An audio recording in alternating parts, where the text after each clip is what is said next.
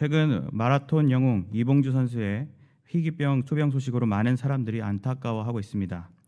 근육 긴장 이상증으로 배 쪽에서 경련이 계속 일어나 허리를 펴기 힘든 상황에 있다고 합니다. 국민들은 그의 제2의 마라톤이라 할 수 있는 인생의 마라톤에서 큰 난관을 잘 이겨내어 멋지게 잘 완주하기를 염원하고 있다 합니다. 진정한 승리는 1등이 아니라 완주하는 것이라 했던 이봉주 선수의 신념에서도 볼 수 있듯 세상의 사람들은 삶 속에 주어진 크고 작은 레이스를 완주하는 삶에 큰 가치를 두고 있습니다. 하지만 삶의 여정 속에서 수많은 유혹과 갈등, 핍박과 시련 등 다양한 풍파 속 넘어지고 나고 하며 때론 분노하기까지 하는 경우도 있기 마련입니다. 이런 인생의 경주는 신자에게도 동일하게 있고 더 큰 의미를 갖고 있습니다. 신자의 인생은 단순히 자기 자신의 인생에만 국한된 것이 아니기 때문입니다. 우리는 하나님이 운영해 가시는 구속사로서의 세계사 가운데 한 구간을 비록 미비하겠지만 주님의 좋은 도구로서 채워가고 있습니다. 이러한 의미 있는 인생을 사는 우리는 크고 작은 삶의 부분들마저도 잘 읽어가야 함에 마땅하다 할 수 있습니다. 특히 주어진 여정의 마지막에 다다를수록 방심하지 말아야 하는데 오늘 모세와 아론 그리고 그들과 함께했던 백성들이 겪은 사건에서도 그런 교훈을 분명하게 얻을 수 있습니다. 이 시간에는 주어진 본문의 사건을 통해 우리의 신앙생활 가운데 주어진 다양한 여정을 완주하는 데 놓치지 말아야 할 중요한 자세가 무엇인지 함께 상고해 보고자 합니다. 첫째로 신자는 죄에서 떠난 회개의 심령으로 주어진 여정을 완주해야 합니다. 다 함께 본문 23절에서 35절까지의 말씀을 함께 봉독하겠습니다. 여호와께서 모세에게 말씀하여 이르시되 회중에게 명령하여 이르기를 너희는 고라와 다단과 아비람의 장막 사방에서 떠나라라. 모세가 일어나 다단과 아비람에게로 가니 이스라엘 장로들이 따랐더라. 모세가 회중에게 말하여 이르되 이 악인들의 장막에서 떠나고 그들의 물건은 아무것도 만지지 말라. 그들의 모든 죄 중에서 너희도 멸망할까 두려워하노라 하매 우리가 고라와 다단과 아비람의 장막 사방을 떠나고 다단과 아비람은 그들의 처자와 유아들과 함께 나와서 자기 장막 문에 선지라. 모세가 이르되 여호와께서 나를 보내사 이 모든 일을 행하게 하신 것이요 나의 임의로 함이 아닌 줄을 이 일로 말미암아 알리라. 곧 이 사람들의 죽음이 모든 사람과 같고 그들이 당하는 벌이 모든 사람이 당하는 벌과 같으면 여호와께서 나를 보내심이 아니거니와 만일 여호와께서 새 일을 행하사 땅이 입을 열어 이 사람들과 그들의 모든 소유물을 삼켜 산채로 스올에 빠지게 하시면 이 사람들이 과연 여호와를 멸시한 것인 줄을 너희가 알리라. 그가 이 모든 말을 마치자마자 그들이 섰던 땅바닥이 갈라지니라. 땅이 그 입을 열어 그들과 그들의 집과 고라에게 속한 모든 사람과 그들의 재물을 삼키매 그들과 그의 모든 재물이 산채로 스올에 빠지며 땅이 그 위에 덮이니 그들이 회중 가운데서 망하니라. 그 주위에 있는 온 이스라엘이 그들의 부르짖음을 듣고 도망하며 이르되 땅이 우리도 삼킬까 두렵다 하였고 여호와께서부터 불이 나와서 분향하는 250명을 불살랐더라. 출애굽 이후 이스라엘 백성들은 가데스 바네아에서 불신과 불평 속 반역의 죄를 저지름으로 38년에 걸친 긴 광야 생활을 하게 됩니다. 흐름상 오늘 본문은 백성들의 그 광야 여정이 마무리되어 가던 때에 발생한 사건이라 할 수 있습니다. 본문의 앞부분인 민수기 16장 전반부에서는 고라, 다단, 아비람, 온이란 인물이 당을 짓고 이름 있는 지휘관 250명과 함께 일어나서 모세의 권위에 대항하는 큰 반역을 일으키게 됩니다. 당시 백성들은 오랜 광야 생활 속 지쳐 있었고 그만큼 나이도 들었기에 사기가 떨어질 만큼 떨어진 상황이었습니다. 그런 가운데 선동하는 목소리가 들려오자 백성들의 마음은 반응하여 요동치기 시작하였습니다. 그런데 돌이켜보면 이런 반역의 죄는 과거 이들이 광야 생활을 하도록 만든 핵심적인 이유였습니다. 그렇게 이미 40년을 광야에서 방황하게 될 것이라는 선언을 들어놓고도 이성을 잃은 백성들은 얼마 남지 않은 시간을 생각지 못하고 지도자 모세를 원망하고 대항하였던 것입니다. 모세는 하나님께 기도를 드린 후 고라의 무리에게 서로 향로에 불을 담고 향을 피워 하나님의 뜻이 무엇인지 가리자고 합니다. 특별히 고라와 그 가족이 성막 관련 직무를 맡은 레위 지파임을 강조하며 그들을 자제시키기 위한 설득을 합니다. 또 모세는 다단과 아비람에게도 사람을 보내는데 이들은 오히려 모세를 사기꾼처럼 묘사하며 꿈쩍도 않는 모습을 보입니다. 이에 모세도 화가 크게 나기도 했지만 하나님께 하소연도 하며 이내 고라의 무리에게 다음 날 향로를 피우는 제안을 다시 전하고 돌려보냅니다. 모세의 말대로 반역 무리는 향로를 준비해 왔고 그러자 여호와의 영광이 온 회중에게 나타나게 됩니다. 오늘 본문은 그렇게 임하신 하나님께서 말씀하시는 장면입니다. 하나님께서는 모세더러 회중에게 고라와 다단과 아비람의 장막 사방에서 떠날 것을 명령하라 하십니다. 떠남의 가장 큰 이유는 21절의 설명대로 그들을 멸하려 하시려는 뜻에 있었습니다. 하지만 이 명령에서 중요한 것은 멸함이 아니고 떠남에 있었습니다. 하나님께서는 분명 돌이키는 백성들은 살려주실 계획이 있으심을 경고를 통해 드러내신 것입니다. 결국 모세는 그 명령을 전하고자 다단과 아비람에게로 가게 됩니다. 먼저 이 장면에서 이스라엘 장로들이 따랐다고 기록하는데 모세가 용기를 갖고 경고의 메시지를 전한 과정에는 이스라엘 장로들의 동행 하나만으로도 큰 역할이 되었음을 볼 수 있습니다. 이어지는 모세의 명령을 들여다보면 앞서 떠날 것을 언급하였던 하나님의 명령에서 물건은 아무것도 만지지 말라라는 설명까지 부연하였습니다. 즉 하나님의 뜻을 정확히 파악했던 모세는 백성들로 하여금 죄로부터의 철저한 완전한 분리를 요구하였던 것입니다.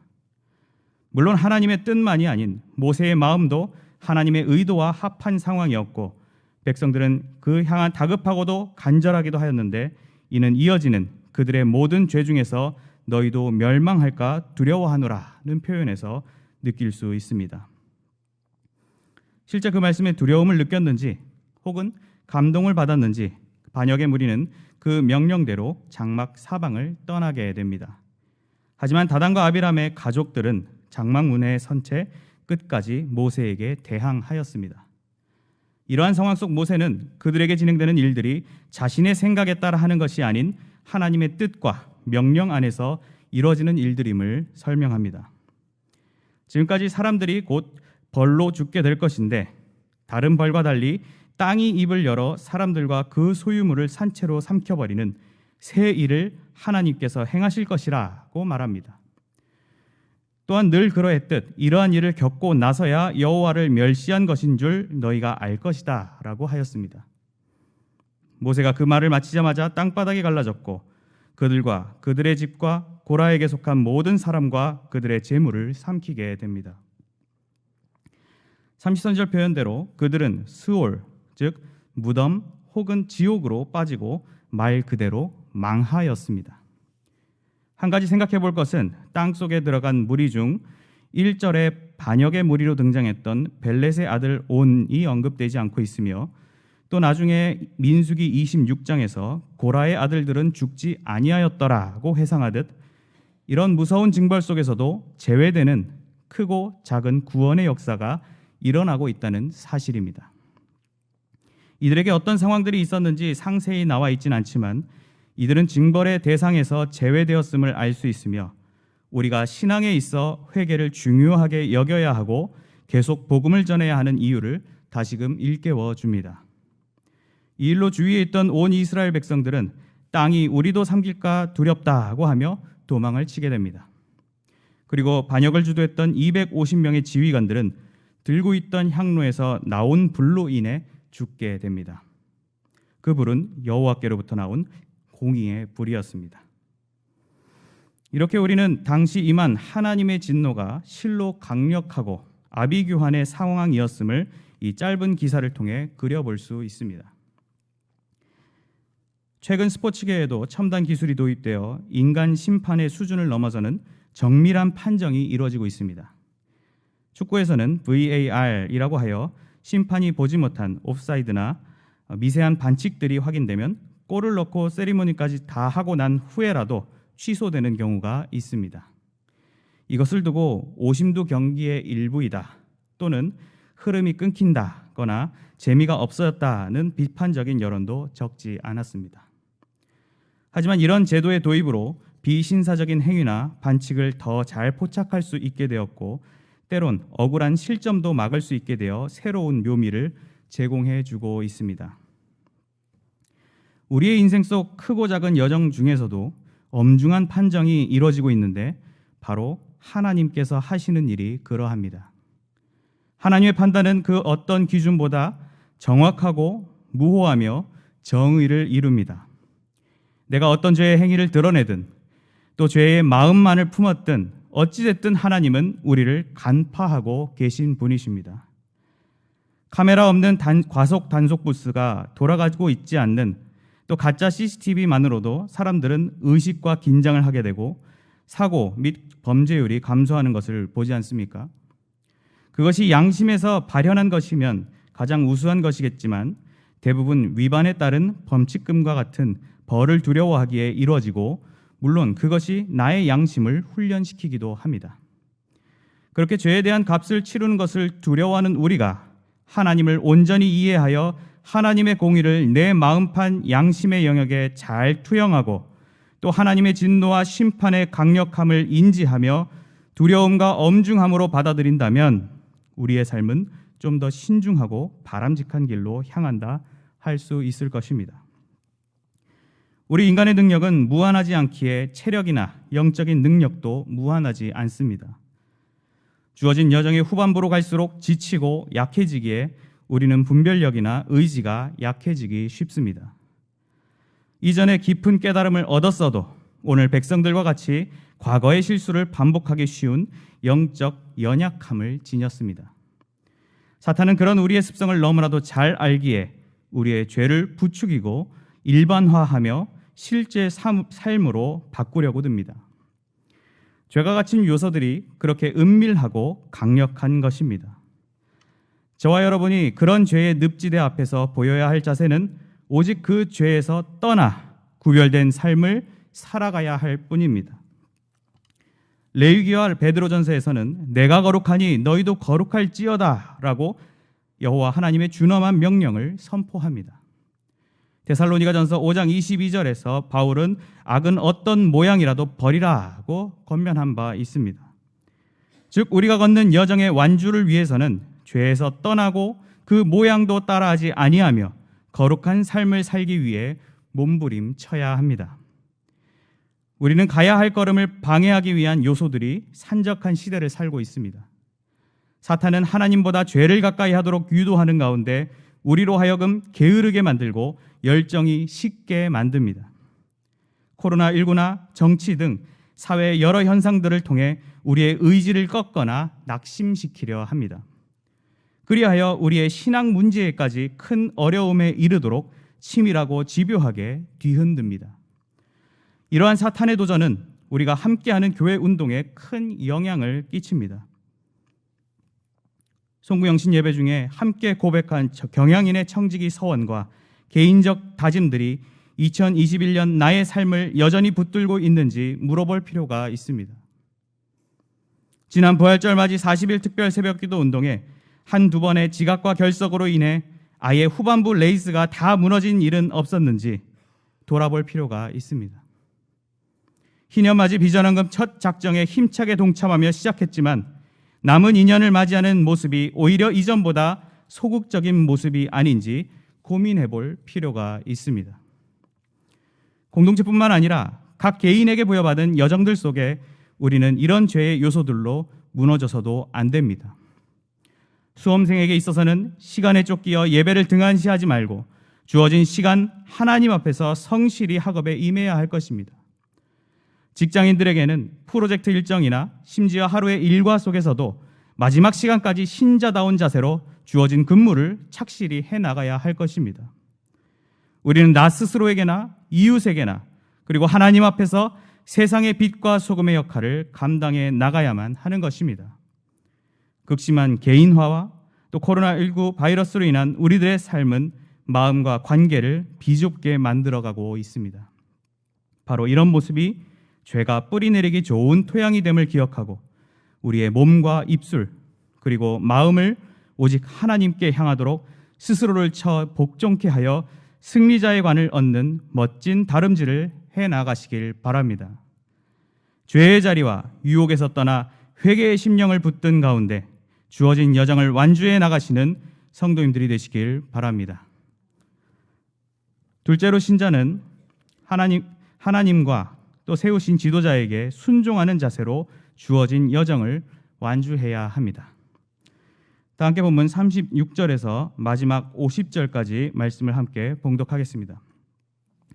여호와께서 모세에게 말씀하여 이르시되 너는 제사장 아론의 아들 엘르아살에게 명령하여 붙는 불 가운데에서 향로를 가져다가 그 불을 다른 곳에 쏟으라. 그 향로는 거룩함이니라. 사람들은 범죄하여 그들의 생명을 스스로 해하였거니와 그들이 향로를 여호와 앞에 드렸으므로 그 향로가 거룩하게 되었나니 그 향로를 쳐서 제단을 싸는 철판을 만들라. 이스라엘 자손에게 표가 되리라 하신지라. 제사장 엘르아살이 불탄 자들이 드렸던 놋 향로를 가져다가 쳐서 제단을 싸서 이스라엘 자손의 기념물이 되게 하였으니 이는 아론 자손이 아닌 다른 사람은 여호와 앞에 분향하러 가까이 오지 못하게 하며 또 고라와 그의 무리와 같이 되지 않게 하기 위함이라. 여호와께서 모세를 시켜 그에게 명령하신 대로 하였더라. 이튿날 이스라엘 자손의 온 회중이 모세와 아론을 원망하여 이르되 너희가 여호와의 백성을 죽였도다 하고 회중이 모여 모세와 아론을 칠 때에 회막을 바라본즉 구름이 회막을 덮었고 여호와의 영광이 나타났더라. 모세와 아론이 회막 앞에 이르매 여호와께서 모세에게 말씀하여 이르시되 너희는 이 회중에게서 떠나라. 내가 순식간에 그들을 멸하려 하노라 하시매 그 두 사람이 엎드리니라. 이에 모세가 아론에게 이르되 너는 향로를 가져다가 제단의 불을 그것에 담고 그 위에 향을 피워 가지고 급히 회중에게로 가서 그들을 위하여 속죄하라. 여호와께서 진노하셨으므로 연병이 시작되었음이니라. 아론이 모세의 명령을 따라 향로를 가지고 회중에게로 달려간즉 백성 중에 연병이 시작되었는지라. 이에 백성을 위하여 속죄하고 죽은 자와 산 자 사이에 섰을 때에 연병이 그치니라. 고라의 일로 죽은 자 외에 연병에 죽은 자가 14,700명이었더라. 연병이 그침에 아론이 회막문 모세에게로 돌아오니라. 아멘. 많은 사람들의 죽음으로 백성들의 분위기는 매우 참담한 동시에 두려움으로 가득했을 것으로 생각됩니다. 그런 가운데 여호와께서 모세에게 말씀하십니다. 제사장 아론의 아들 엘르아살에게 붙는 불 가운데에서 향로를 가져다가 그 불을 다른 곳에 쏟으라고 명령을 지시하신 것입니다. 갑자기 아론의 아들 엘르아살이 등장한 것은 레위기에 제사장은 죽은 자를 만짐으로 스스로를 더럽히지 말라는 규례가 있었던 만큼 대제사장 아론에게 이러한 직무를 맡기지 않으신 것으로 생각해 볼 수 있습니다. 사실 엘르아살도 제사장이기에 시체를 만지는 것은 적절하지 않았지만 향로를 만지는 일은 주로 제사장이 해왔고 또 38절 말씀대로 비록 범죄로 인해 사람들은 죽었어도 그 향로는 여호와 앞에 드려 거룩하게 된 것이기에 엘르아살에게 맡긴 것으로 볼 수 있습니다.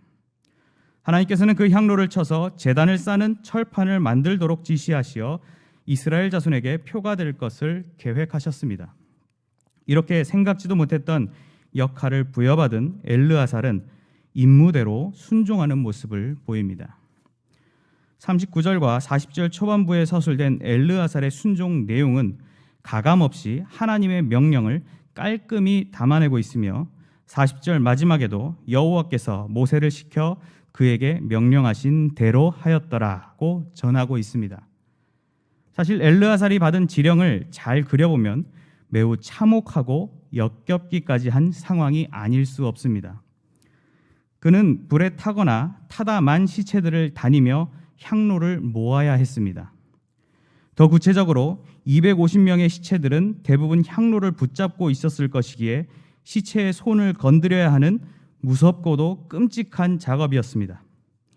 하지만 동시에 그 향로는 거룩한 것이기에 반드시 해야 할 과업이었고 그것이 엘르아살을 일하게 만든 사명의 원동력이었습니다. 그런 엘르아살의 헌신적 순종으로 이스라엘 자손들에게는 의미 있는 기념물이 생겨났습니다. 제단이 놋 향로로 쓰여진 것을 볼 때마다 백성들은 반역과 심판의 역사를 떠올릴 수 있게 되었습니다. 죄로 인해 참혹했던 그들의 과거, 선조들의 피가 서려 있는 강력하고도 무게감 있는 상징물이 그들에게 주어진 것입니다. 그런데 다음 날 이스라엘 자손의 온 회중이 모세와 아론을 원망하며 따지고 들었습니다. 그 요지는 너희가 여호와의 백성을 죽였도다는 그간의 사태에 대한 책임론이었습니다. 여전히 백성들의 마음에는 모세와 아론이 잘못된 리더십, 즉 하나님 앞에 직접 나가지 못하게 한다는 생각이 남아 있었고 많은 백성들의 죽음까지 목도하자 격분과 공격성으로 이어졌습니다. 42절에 등장하는 치다의 의미는 문자적으로 물리적 폭력을 의미하지는 않지만 이전에 그 백성들이 돌로 모세를 치려고 했던 장면들로 미루어 볼 때 매우 험악한 분위기가 아니었을까 생각해 봅니다. 그때 갑자기 구름이 회막을 덮었고 여호와의 영광이 나타났습니다. 여호와께서는 회막 앞으로 나온 모세에게 그 회중을 멸하려 하니 그들에게서 떠나라고 하셨습니다. 상황의 심각성을 인지한 모세와 아론은 여호와 앞에 엎드렸습니다. 하지만 앞선 22절의 기록에서 보듯 모세와 아론은 이미 전날 엎드려 대표되는 사람의 죄로 회중을 죽이시려 하던 여호와께 백성들을 변호한 바 있었습니다. 이번에 일어난 반기는 일부도 아닌 온 회중의 반기였던 만큼 사실상 여호와께 드릴 말씀이 없는 사안이었습니다. 결과적으로 앞선 엎드림에는 여호와의 응답이 있었으나 이번에는 엎드려도 응답이 없었습니다. 이스라엘 백성들에게는 절체절명의 위기가 도래하고 있었고 모세는 순간 영적 지도자다운 기질을 발휘하게 됩니다. 모세는 아론에게 향로를 가져다가 제단에 불을 그것에 담고 그 위에 향을 피워 가지고 급히 회중에게로 가서 그들을 위하여 속죄하라고 지시합니다. 또한 여호와께서 진노하셨으므로 연병이 시작되었음이라고 상황을 판단합니다. 이렇게 하나님의 무응답에 즉각적인 판단과 대처를 실행한 모세의 영적 영민함은 영적 리더의 훌륭한 모습을 보여줍니다. 아론에게 했던 지시사항을 보면 그 내용이 쉴 새 없이 열거되며 급히라는 표현 등에서도 느껴지듯 매우 긴급한 분위기였음을 느낄 수 있습니다. 이에 대한 아론의 태도도 매우 인상적입니다. 아론은 그의 동생이지만 이스라엘의 영적 지도자인 모세의 명령을 그대로 따랐습니다. 특히 급히라는 말에도 반응하여 향로를 가지고 회중에게로 달려갔다고 하였습니다. 이는 매우 진지하고 성실하게 사태에 임하는 아론의 자세를 보여주는 대목입니다. 모세의 예상대로 백성 중에 연병이 퍼지고 있었고 아론은 급히 백성을 위하여 속죄를 하게 됩니다. 사실 아론이 속죄를 구하는 대상은 아론 자신을 미워하며 공격하던 백성들이었습니다. 인간의 감정적 그 본성으로는 감당하기 힘든 속죄의 가업이었지만 자신이 받은 제사장적 사명감 속 지도자의 명령에 여지없이 순종하였던 것입니다. 특별히 향로의 역할이 전날 이스라엘 백성들의 향로와는 정반대의 용도로 전개된 점도 흥미로운 부분으로 볼 수 있습니다. 전날의 향로로는 많은 사람들이 죽음을 맞게 되었는데 이번은 아론의 향로로는 사람들을 살리는 역할을 하였습니다. 이렇게 하나님께서는 그 질서와 마음가짐을 보시고 회개와 예배를 인정하고 받아주시는 분이시며 이는 신앙생활을 해나가는 우리들의 삶도 대조적인 결과를 나타낼 수 있음을 깨달아야 합니다. 앞서 생각한 내용대로 이번 사태에도 대책은 죄에서 떠나 회개하는 심령으로 하나님 앞에 나아가는 것뿐이었습니다. 모세와 아론은 그것을 잘 붙들고 있었고 위기의 순간에 즉각적으로 조치했던 것입니다. 이번 일로 오히려 그들이 반역할 만한 보통 이하의 자격 미달의 리더자가 아님을 확실히 보여주었습니다. 이제 연병은 나타나지 않았고 두 지도자가 죽은 자와 산 자 사이에 서자 연병이 그쳤다고 하였습니다. 어떻게 보면 이 장면도 감염의 위험이 있는 중간 지점에서 거리낌 없이 백성들을 돌아보는 지도자의 멋진 모습을 담아냅니다. 결국 이번 연병 사건으로 14,700명에 달하는 어마어마한 규모의 백성이 죽게 되었습니다. 민족적 재난이라 해도 어색하지 않은 비참한 상황이었지만 사실 뒤집어 생각해 볼 때 모세와 아론이 재빠른 조치를 하지 않았더라면 민족 전체가 말살될 수 있던 상황이었습니다.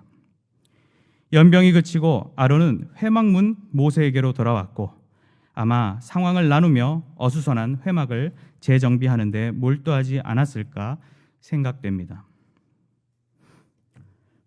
이 시대를 살아가는 저와 여러분에게도 불순종의 유혹은 우리 신앙 여정의 매 순간 찾아오기 마련입니다. 잘 모르면 모르기 때문에 불순종, 잘 알면 알기 때문에 불순종하는 것이 우리들의 영악한 심보입니다. 불순종은 하나님께서 매우 미워하시는 죄로 본문의 이스라엘 백성들이 얻게 된 고된 광야 여정의 근본적 원인이었습니다. 지난 과거의 일을 두고 만약을 그려보는 것은 큰 의미가 없지만 현 시대의 적용점을 찾기 위한 차원에서 그려볼 때 만약 이스라엘 백성들이 순종의 삶을 잘 이행해 왔다면 이스라엘 백성들의 삶은 차원이 다른 결과를 맞이했을 것입니다. 38년 광야 생활이라는 시간적, 육신적, 정신적 소모를 아끼고 주님을 위한 더 귀한 일들을 추진해냈을 것입니다. 물론 결과적으로 백성들의 광야 생활은 그 자체로 유익한 일이었고 지금의 우리에게 시사하는 교훈이 큰 하나님의 일인 만큼 그 과거를 부정하거나 비관할 이유는 없습니다. 오히려 우리는 현재의 삶에 더욱 집중하며 과거의 시간을 반면교사로 삼아 우리가 드릴 수 있는 최선의 삶을 하나님께 드려야 합니다. 순종과 불순종의 개념을 좀 더 확장해서 생각해 본다면 이 세상의 역사가 그 두 갈림길에서 인류를 구분지었음을 볼 수 있습니다. 로마서 5장 19절에 한 사람이 순종하지 아니함으로 많은 사람이 죄인 된 것 같이 한 사람이 순종하심으로 많은 사람이 의인이 되리라고 하신 말씀처럼 이 세상은 한 사람 곧 아담의 불순종으로 절망의 역사를 펼치게 되었으며 예수 그리스도의 순종으로 구원의 새 역사를 펼치게 된 것입니다. 사실 순종의 삶이란 화려하지 않습니다. 때론 다급하고 비참하기까지 합니다. 순종의 모범을 보이신 예수 그리스도께서도 끊임없이 낮아지셨고 비참히 무덤 속에 누이신 것을 잘 알지 않습니까? 오늘 본문에서도 시체 사이를 다니며 향로 250개를 수거해야 했던 엘르아살이나 다급히 백성들을 향해 향로를 들고 달려갔던 아론의 순종은 차분하고 화려한 모습은 아니었습니다. 온 회중이 지도자 모세를 대항하는 중에도 모세의 편에 선 장로들의 동행은 어쩌면 목숨까지 내놓은 위험한 결단이었습니다. 세상적 기준으로 본다면 납득이 전혀 될 수 없는 순종이지만 그 결과가 아름답고 위대하다는 것을 확신하지 않는다면 우리에게 순종은 그저 바보 같은 일일 뿐인 것입니다.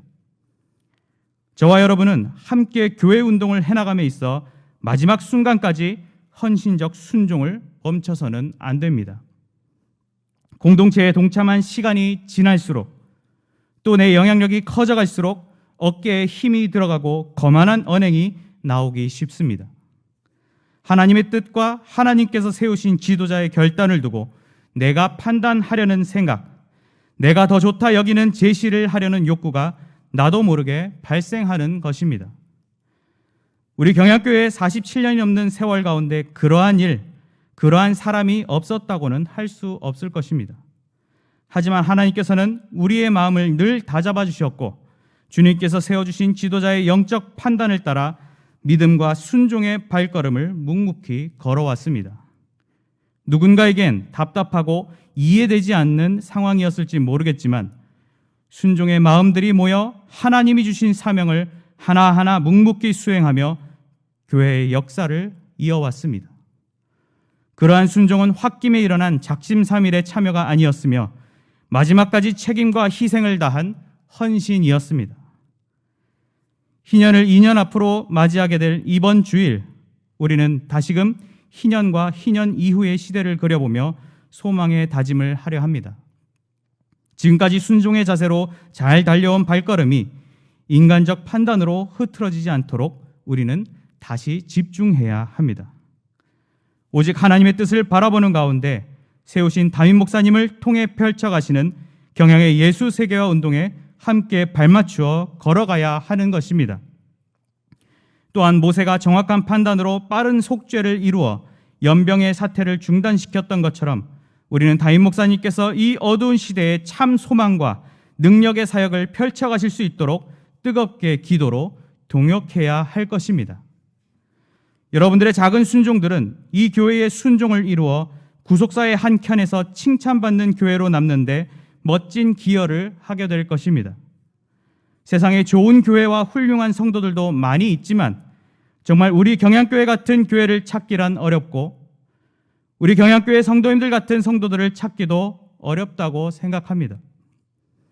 여러분도 이러한 자부심을 가지시고 이번 주일에 맞이할 교회 설립 48주년 기념주일을 오직 감사와 새로운 헌신의 다짐으로 맞이하시기 바랍니다.